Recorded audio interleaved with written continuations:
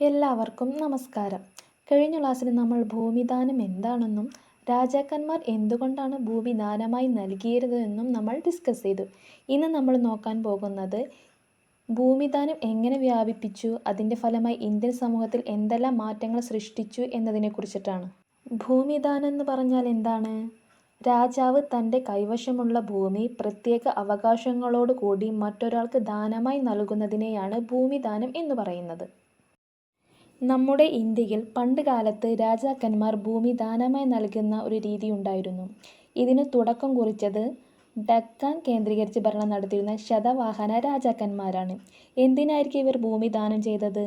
അന്നത്തെ സാമൂഹിക ഘടനയിൽ ഏറ്റവും മുന്നിൽ നിന്നിരുന്ന ബ്രാഹ്മണരെ പ്രീതിപ്പെടുത്താൻ വേണ്ടിയാണ് ഇവർ ഇത് ചെയ്തിട്ടുണ്ടായിരുന്നത്. എന്തിനാണ് ചെയ്തിട്ടുണ്ടായിരുന്നത്? ബ്രാഹ്മണരെ പ്രീതിപ്പെടുത്താൻ വേണ്ടിയാണ് ഭൂമി ദാനമായി നൽകിയിട്ടുണ്ടായിരുന്നത്. പിന്നീട് 4-ാം നൂറ്റാണ്ടോടുകൂടി പാടലിപുത്രം കേന്ദ്രമാക്കി ഭരണം നടത്തിയ ഗുപ്ത രാജാക്കന്മാരുടെ കാലത്ത് ഈ ഭൂമിദാന വ്യവസ്ഥ എന്തായിട്ടുണ്ട്? വളരെ വ്യാപകമായി മാറി. സ്ക്രീനിലെ വലതുവശത്തുള്ള ബോക്സ് നോക്കിയാൽ നമുക്ക് മനസ്സിലാവും ഗുപ്തവംശത്തിൻ്റെ സ്ഥാപകനും പ്രധാനപ്പെട്ട രാജാക്കന്മാരെക്കുറിച്ച്. ഇനി നമുക്ക് ടെക്സ്റ്റ് ബുക്കിലുള്ള ഒരു ഫ്ലോ ചാർട്ട് ഡിസ്കസ് ചെയ്യാം. ഇതിൽ 2 രാജാക്കന്മാരെ കുറിച്ചിട്ടാണ് പറഞ്ഞിട്ടുള്ളത്. 2 രാജവംശങ്ങളെക്കുറിച്ച്, ശതവാഹനന്മാരും ഗുപ്തന്മാരും. പരീക്ഷയ്ക്ക് ചോദിക്കാൻ സാധ്യതയുള്ള ഒരു ഭാഗമാണിത്. ശതവാഹനന്മാരും ഗുപ്തന്മാരും ഭൂമി ദാനം ചെയ്തതിൽ ചെറിയൊരു വ്യത്യാസമുണ്ടായിരുന്നു. ശതവാഹനന്മാർ അവർ ഭൂമി ദാനം ചെയ്തപ്പോൾ ആ ഭൂമിയിലെ വിഭവങ്ങൾക്ക് മാത്രമാണ് അവകാശം നൽകിയിരുന്നുള്ളൂ. പ്രധാനമായിട്ടും വിളവുകൾ, മരങ്ങൾ എന്നിവയ്ക്ക് മാത്രം എന്ത് നൽകിയിട്ടുണ്ട്? അവകാശങ്ങൾ, ഭൂമിയിലെ വിഭവങ്ങൾക്ക് മാത്രം. എന്നാൽ ഗുപ്തന്മാരിലേക്ക് വന്നപ്പോൾ എന്ത് മാറ്റമുണ്ടായി? അവർ ഭൂമിയിലെ വിഭവങ്ങൾക്ക് മാത്രമല്ല, പകരം ആ ഭൂമിയിൽ താമസിക്കുന്ന ജനങ്ങളുടെ മേലുള്ള അധികാരങ്ങൾ കൂടി ദാനമായി നൽകി. അതായത് അവിടുത്തെ ജനങ്ങളെ നിയന്ത്രിക്കാനുള്ള അധികാരം ഭൂമി കിട്ടിയ ആളുകൾക്ക് ലഭിച്ചു എന്നാണ് പറയുന്നത്. ശതവാഹനന്മാർ അവർ ഭൂമി ദാനം ചെയ്തപ്പോൾ ഭൂമിയിലെ വിഭവങ്ങൾക്ക് മാത്രമാണ് അവകാശം നൽകിയിരുന്നെങ്കിൽ ഗുപ്തന്മാർ എന്ത് ചെയ്തിട്ടുണ്ട്? ആ ഭൂമിയിൽ താമസിക്കുന്ന ജനങ്ങളുടെ മേലുള്ള അധികാരങ്ങൾക്കും നിയന്ത്രണം നൽകി. ഇനി ഭൂമിദാനം കാരണം സമൂഹത്തിലുണ്ടായ മാറ്റങ്ങൾ എന്തൊക്കെയാണെന്ന് നോക്കാം. ആദ്യത്തെയാണ് രാജാവിൻ്റെ സ്വാധീനം കുറഞ്ഞു. രാജാവ് തൻ്റെ അധികാരം മറ്റുള്ളവർക്ക് വിട്ടുകൊടുത്തതോടെ ദാനം ചെയ്ത ഭൂമിയിൽ രാജാവിനുള്ള സ്വാധീനം എന്ത് ചെയ്തു? കുറയാൻ തുടങ്ങി. കൂടാതെ നികുതി പിരിവും നീതിന്യായവും. ആ ഭൂമിയിൽ നിന്ന് നികുതി പിരിക്കാനും അവിടെ എന്തെങ്കിലും പ്രശ്നമുണ്ടായാൽ തീർപ്പ് കൽപ്പിക്കാനുമുള്ള അധികാരം ഭൂമി കിട്ടിയ പുതിയ ഉടമസ്ഥർക്ക് കൈമാറപ്പെട്ടു. മൂന്നാമത്തെയാണ് മറിച്ചു വിൽക്കാനുള്ള അവകാശം. ദാനമായി ഭൂമി കിട്ടിയ ആളുകൾക്ക് അത് മറ്റൊരാൾക്ക് വീണ്ടും ദാനമായി നൽകാനുള്ള പൂർണ്ണ അവകാശവും ഉണ്ടായിരുന്നു. പിന്നീട് ശമ്പളത്തിന് പകരം ഭൂമി നൽകപ്പെട്ടു. പിൽക്കാലത്ത് രാജാക്കന്മാരും പ്രഭുക്കന്മാരും തങ്ങൾക്ക് ജോലി ചെയ്യുന്നവർക്ക് ശമ്പളമായി പണം നൽകുന്നതിന് പകരം ഭൂമി ദാനമായി നൽകാൻ തുടങ്ങി. മറ്റ് വിഭാഗങ്ങൾക്കും ഭൂമി ലഭിച്ചു തുടങ്ങി. തുടക്കത്തിൽ ബ്രാഹ്മണർക്കാണ് ഏറ്റവും കൂടുതൽ ഭൂമി ലഭിച്ചതെങ്കിലും ക്രമേണ സമൂഹത്തിലെ മറ്റ് വിഭാഗങ്ങൾക്ക് എന്തുണ്ടായിട്ടുണ്ട്? ഭൂമി ലഭിക്കാൻ തുടങ്ങി എന്നാണ് പറയുന്നത്. ഇനി നമ്മൾക്ക് സാമന്ത വ്യവസ്ഥ അഥവാ ഫ്യൂഡലിസം എന്താണെന്ന് നോക്കാം. ഭൂമിദാനം വ്യാപകമായതോടെ സമൂഹത്തിൽ വലിയ സാമ്പത്തിക അധികാര മാറ്റങ്ങളുണ്ടായി. അതിൻ്റെ ഫലമായി രൂപം കൊണ്ട വ്യവസ്ഥയെക്കുറിച്ച് നമുക്ക് നോക്കാം. ഭൂമിദാനം വ്യാപകമായതോടെ സമൂഹത്തിൽ വലിയ സമ്പത്തും സ്വാധീനശേഷിയുമുള്ള ഭൂവുടമകളുടെ ശക്തമായൊരു വിഭാഗം രൂപം കൊണ്ടു. ഭൂമിയിൽ പണിയെടുക്കുന്ന അടിമകൾക്ക് യാതൊരു അവകാശങ്ങളും ഉണ്ടായിരുന്നില്ല. അവർ പൂർണ്ണമായും ഈ ഭൂവുടമകളുടെ ആശ്രിതരായി മാറി എന്നാണ് പറയുന്നത്. ഈ വ്യവസ്ഥിതിയിൽ കർഷകരും കർഷകത്തൊഴിലാളികളും അടിമകളും ഒരേ മണ്ണിൽ തന്നെ ജനിക്കുകയും ജീവിക്കുകയും മരിക്കുകയും ചെയ്യുന്ന രീതിയിൽ ഭൂമിയിൽ ബാധിക്കപ്പെട്ടവരായി മാറി എന്നാണ് പറയുന്നത്.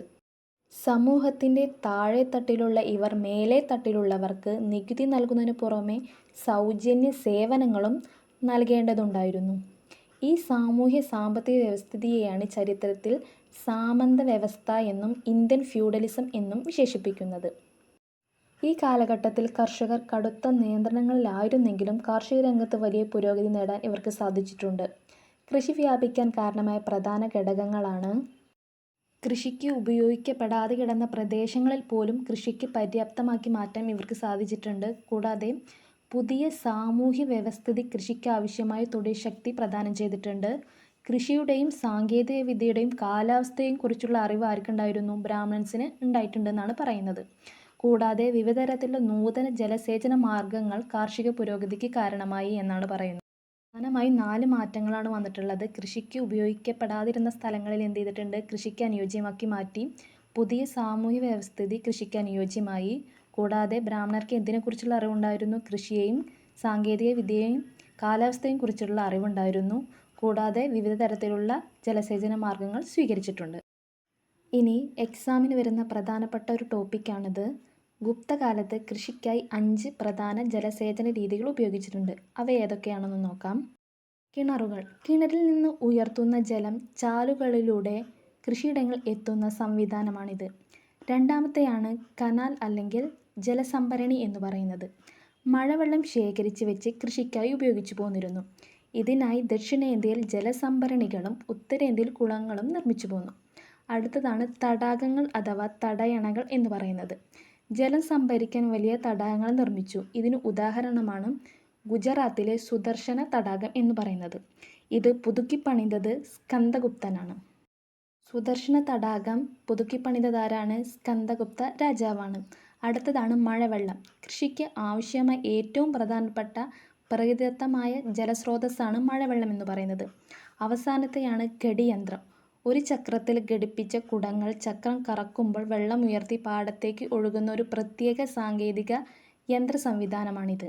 പ്രധാനമായും 5 പ്രധാന ജലസേചന രീതികളാണ് ഗുപ്തകാലത്തുണ്ടായിരുന്നത്. ആദ്യത്തെ കിണർ, രണ്ടാമത്തെ കനാൽ അല്ലെങ്കിൽ ജലസംഭരണി, മൂന്നാമത്തെ തടാകങ്ങൾ തടയണകൾ, നാലാമത്തെയാണ് മഴവെള്ളം, അവസാനത്തെ ഘടിയന്ത്രം. ഇന്നത്തെ ക്ലാസ് എല്ലാവർക്കും വ്യക്തമായി മനസ്സിലായി എന്ന് വിചാരിക്കുന്നു. ഇന്ന് നമ്മൾ ഡിസ്കസ് ചെയ്തത് സാമന്ത വ്യവസ്ഥയെക്കുറിച്ചും ഗുപ്തകാലത്തെ ജലസേചന മാർഗങ്ങളെക്കുറിച്ചുമാണ്.